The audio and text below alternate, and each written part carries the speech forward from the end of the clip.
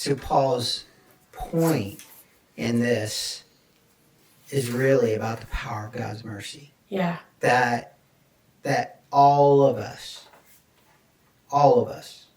fall short of being acceptable to God. Right. On our own. And we all prove that we're rebellious. We all prove that we go the opposite direction from God. And yet God says, but I'm going to show mercy to you. And this is his point, to say the Gentiles were rebellious when the Jews weren't, and now the Jews are rebellious and the Gentiles aren't, but there's coming a day when God is going to show mercy to both. Right. The Jew and the Gentile. I personally love verse 29 when he talks about how God's gifts and callings cannot be withdrawn. I think the way we memorized that verse growing up is his gifts are irrevocable. Irrevocable, yeah. And it's like, ooh, what is that, you know? But the idea, I think that why that is so amazing to me is because we're used to people. Mm-hmm.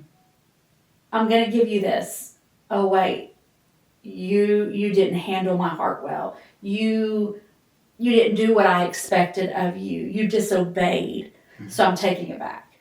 Yeah. Right? Yeah. God does it. Always with a condition, right? Always. Even gifts from our parents. Mm-hmm. As kids, like, here's a car, but here's the rules. Mm-hmm. And I'm going to take that car from you if you make below a B. I'm gonna, you know what I'm saying? Yeah. It was like, and don't misunderstand me. I get that. I understand consequences. Yeah. That's how we teach. That's how we learn. But it's the fact that the gifts and the callings that God give us has nothing to do with us, but everything to do with God. Mm-hmm. Yeah. We blow it. We mess up. We don't utilize our gifts. We live in fear. We live in doubt. We respond. I mean, like, I know people, and I've done the same thing, but I know people that have prayed and prayed and prayed for God to do something, and God does it, and then they are like, they still question. Mm-hmm. And it's like, dude, this is what he's doing. He did this for you. He gave you this gift. He gave you this healing. He answered your prayer. He brought you through this season. He's not going to do that and then go, just kidding, and pull the rug out from underneath you. Mm-hmm.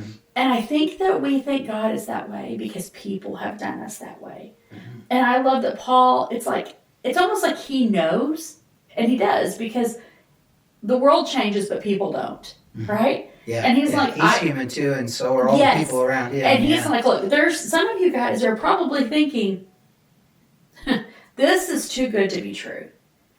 And what does the enemy do? The Bible calls him the accuser of the brethren, the father of lies, and the great deceiver, right? Mm-hmm. And so many other things, right? There's all these awful descriptions of the enemy, but the battlefield's in our mind. And so when God's doing something, when God's working, the enemy gets in your head and makes you begin to question God. Mm-hmm. Makes you begin to question, will God really do that? Could I really do that for the Lord? Do I really have what it takes to do this? Will God really come through in this part of my life, in my finances, in my health, in my relationships? Mm-hmm. And he causes us to want to pause and question. And then when we do, we get scared. Mm-hmm. And those thoughts become something that far too often we fixate on. Yeah. And I think it's, when you think about that, it's almost a little bit embarrassing to go, he did all of this. Yeah. And now I'm questioning if it's too good to be true. Yeah. I'm questioning, can God really do this in my life? And I think Paul goes, hey, I know that you're going to be dealing with this because we deal with it too. Mm-hmm. His giftings and his callings, he doesn't take them back. No. They're yours. No.